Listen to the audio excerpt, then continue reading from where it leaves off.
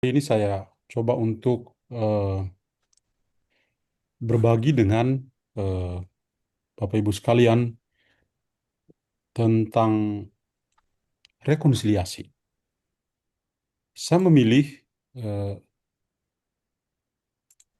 saya memilih tema ini pada sore hari ini eh, dalam hubungannya dengan kisah tentang keluarga dari Yakub. Karena eh, bagi saya eh, pengalaman keluarga Yakub, terutama dalam hubungan dengan Yosef anaknya, itu betul-betul menyentuh eh, titik-titik kehidupan kita secara pribadi maupun di dalam keluarga. Maka di sini saya tampilkan tema yang kiranya baik untuk kita adalah eh, seperti kami pun mengampuni mereka yang bersalah kepada kami. As we forgive those who trespass against us. Dan apa yang menarik di sini? Pertama adalah kita coba memperhatikan anak-anak Yakub itu ada 12. Ada Ruben, Simeon, Levi, Juda, Dan, Naftali, Gad, Asher, Isakar, Zabulon, Yosef, dan Benyamin. Dua yang terakhir ini, nomor 11 dan 12 itu adalah anak-anak yang lahir ketika Yakub itu usianya sudah senja.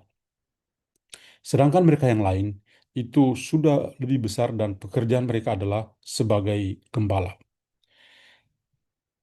Di dalam keluarga Yakub ini, dari semua anak ternyata yang sangat disayangi adalah Yosef. Sedangkan yang lain-lain memang punya nama besar juga, tetapi tidak sepopuler seperti Yosef yang sangat disayangi oleh ayahnya. Tentu dengan perlakuan yang istimewa dari Yakub kepada Yosef, maka menimbulkan sebuah gejolak di dalam keluarga. Karena Yosef itu menjadi anak kesayangan, tentu ya dari segi pakaiannya, dari segi makannya, dia pasti lebih diistimewakan. Sedangkan yang lain-lain sudah besar dan sudah menjadi peternak, maka mereka mungkin bisa terlupakan. Nah, perlakuan seperti ini yang membuat eh, saudara-saudaranya yang lebih tua itu menaruh dendam kepada dia. Namun sebelumnya kita coba melihat arti nama dari Yosef itu. Yosef itu artinya Allah menambahkan.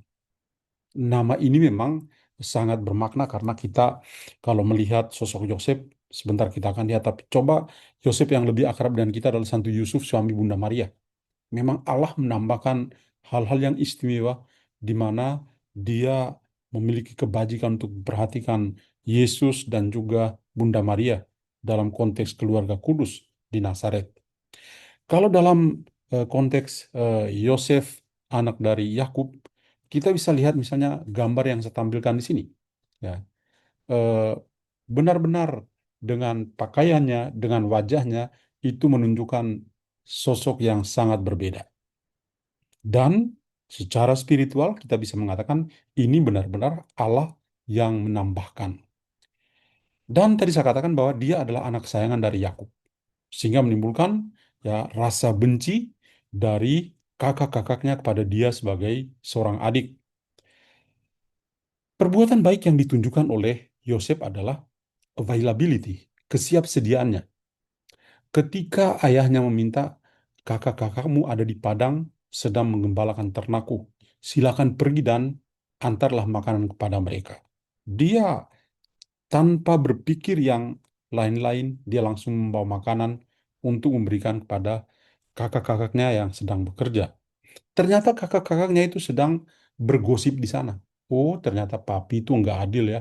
Dia lebih memperhatikan Yosef daripada kita. Kita boleh kerja di padang, dia ada di rumah, bla bla bla bla bla bla. Maka ketika mereka melihat Yosef datang, mereka langsung menunjukkan kebencian kepadanya. Kekerasan verbal itu mereka ungkapkan dengan mengata-ngatai, memarahi, mungkin juga mencaci dia. Kekerasan fisik adalah dia juga dipukuli, sempat dimasukkan ke dalam sumur tua, dan yang jauh lebih tragis lagi adalah ketika dia dijual oleh saudara-saudaranya kepada orang-orang asing, para pedagang yang sedang dalam perjalanan ke Mesir. Kita bisa membayangkan, masa sih saudara menjual saudara kandungnya ke tempat yang jauh, ya. Tapi itulah pengalaman Yosef yang Yosef masih muda sudah mengalami kekerasan fisik dan kekerasan verbal yang sungguh luar biasa. Dan pengalaman ini memang tidak mudah, ya, kalau tidak diolah dengan baik mungkin Yosef itu bisa menjadi seorang pendendam yang berkepanjangan. Tapi ternyata dia sungguh berbeda. Ketika dia tiba di Mesir, ternyata situasi itu berubah total. Tuhan menambahkan. Apa yang ditambahkan Tuhan kepadanya? Tuhan menambahkan kepada dia kemampuan untuk menjadi seorang leader. Dia menjadi mangku bumi, dia eh, punya banyak urusan untuk kebaikan banyak orang, termasuk dengan mimpi-mimpinya. Dia punya mimpi yang sangat profetis, akan ada kelaparan, maka eh, Mesir harus menyiapkan lumbung-lumbung yang diisi dengan gandum yang bisa memberi makan kepada orang lain. Dan ternyata betul, ketika ada bahaya kelaparan, Firaun meminta Yusuf untuk membuka lumbung-lumbung, menjual gandum-gandum, bukan hanya untuk orang Mesir, tapi orang-orang di sekitar, bahkan sampai di tanah Kanaan. Dan Yusuf pun melakukan titah atau perintah dari Raja Firaun.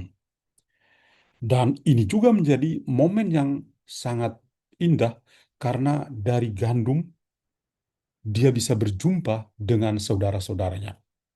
Perjumpaan dengan saudara-saudaranya ketika mereka juga kelaparan, datang dan membeli gandum, Yusuf itu langsung mengenal saudara-saudaranya.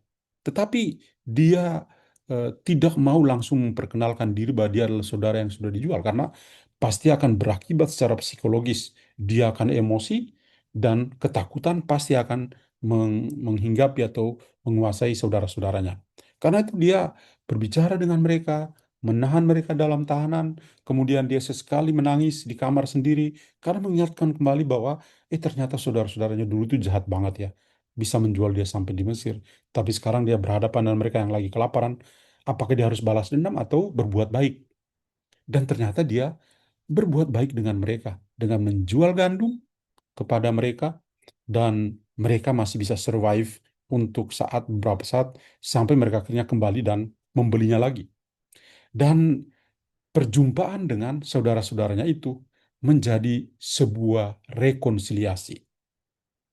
Yusuf tidak mengingat-ingat masa lalu, tapi dia berusaha untuk menunjukkan kebaikan kepada mereka, apalagi saudara-saudaranya sedang menderita kelaparan, supaya mereka juga bisa memiliki sebuah kehidupan yang baru. Ini betul-betul adalah eh, hal yang sangat indah ketika Tuhan berkenan untuk bekerja melalui Yusuf. Maka apa yang kita pelajari di sini?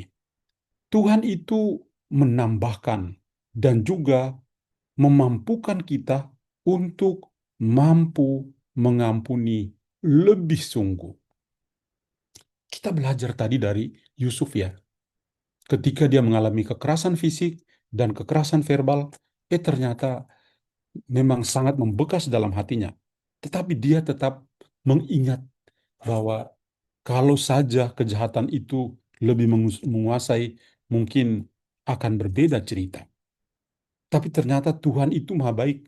Dan Tuhan justru menambahkan kebaikan-kebaikan. Ya, Yusuf berarti Tuhan menambahkan kebaikan-kebaikan, sehingga sekeras apapun kehidupan yang dia pernah alami, dia menggantinya dengan kebaikan. Saudara-saudaranya yang lapar saja, dia tidak marah, tapi dia justru memberi makan kepada mereka supaya mereka bisa hidup. Kita pun kadang-kadang dalam kehidupan kita, kita juga mungkin mengalami pengalaman-pengalaman Yusuf dalam kehidupan kita. Mungkin ketika kita sebagai orang dewasa di masa kecil, kita juga pernah diperlakukan seperti Yakub memperlakukan saudara-saudara Yusuf yang lain. Mungkin kita seperti Yusuf menjadi anak emas dalam keluarga. Atau mungkin kita juga seperti saudara-saudara Yusuf yang akhirnya kita tinggal dalam luka batin kita, kita membenci orang tua kita, dan lain sebagainya. Atau mungkin juga kita pernah membenci saudara-saudara kita, saudara kandung sekalipun, kita menaruh dendam, menaruh kebencian kepada mereka seperti saudara-saudara Yusuf kepadanya. Dan itu benar-benar kisah Yusuf adalah kisah kita. Tapi juga kita melihat sesuatu yang lain. Yusuf justru ketika dia menyadari itu, dia tidak mengingat-ingat luka-luka yang dia pernah alami. Tapi dia menggantinya dengan kebaikan. Saudara-saudara yang lapar sekalipun, dia kenyangkan mereka. Inilah yang paling luhur, yang harus kita lakukan sebagai orang-orang yang merasakan kerahiman dan kasih Tuhan. Yang kedua adalah, Tuhan itu memperhatikan suka dan duka hidup kita. Yusuf itu memang menderita sekali. Dalam sumur yang kecil, kering, dijual di tanah, di negeri yang baru, negeri asing, dan memang sangat menyakitkan. Tapi Tuhan memperhatikan Yusuf. Suka dan dukanya itu terbayar ketika dia menjadi seorang pemimpin yang luar biasa, bijak, dan berbuat kasih. Bagaimana dengan kita? Tuhan juga memberikan pada kita masing-masing pergumulan-pergumulan kehidupan. Mungkin luka-luka yang menyayat hidup kita. Tapi apakah kita bertahan di sana saja? Tidak. Tuhan akan memperhatikan suka dan duka kehidupan kita. Lalu yang ketiga adalah pentingnya rekonsiliasi. Rekonsiliasi itu indah. Mungkin kita mengalami luka dengan orang tua kita. Mungkin kita mengalami luka dengan anak-anak kita. Mungkin kita mengalami luka dengan saudara-saudara kandung kita. Mungkin kita mengalami luka dengan sesama di LPF ini. Bisa terjadi. Apakah kita tetap hidup dalam luka-luka batin kehidupan kita? Jawabannya adalah tidak. Karena dari Yosef kita belajar bahwa ternyata rekonsiliasi itu penting dan indah. Berat sih kalau kita melakukan rekonsiliasi.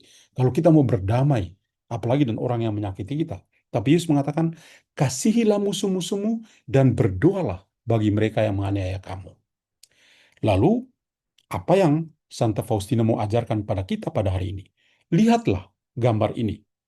Dan saya mengutip dari buku harian Santa Faustina, Diary nomor 390. Santa Faustina menulis begini, siapa yang tahu cara untuk memaafkan atau berrekonsiliasi, mempersiapkan bagi dirinya sendiri banyak rahmat dari Allah. Setiap kali aku memandang salib, begitu pula aku akan memaafkan dengan sangat atau dengan segenap hati saya. Setiap kali saya memandang salib, saya pasti bisa punya kemampuan untuk berrekonsiliasi, kemampuan untuk bisa memaafkan. Itu dari diary atau buku harian Santa Faustina nomor 390. Sangat indah. Gambar ini benar-benar mencerminkan kisah yang sangat bagus ini. Pandanglah salib dan Anda akan memiliki kemampuan untuk memaafkan atau berrekonsiliasi. Dan yang kedua, dari diary atau buku harian Santa Faustina nomor 1148, di mana di sana Santa Faustina mengatakan begini, kita paling menyerupai Allah ketika kita mampu untuk memaafkan sesama kita. Kita bisa serupa dengan Allah kalau kita punya kemampuan untuk mengampuni, kemampuan untuk bisa berrekonsiliasi. Wah, ini betul-betul menyentuh kita. Sebagai sesama LPF, kedua kutipan 390 dan 1148 ini benar-benar membuat kita tidak bisa tidur tenang. Kenapa?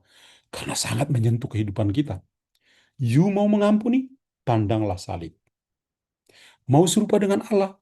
Maafkanlah, ampunilah sesamamu. Apakah kita bisa? Semoga dengan dua koronka ini bisa membuat kita untuk mampu. Tuhan memberkati kita semua. Terima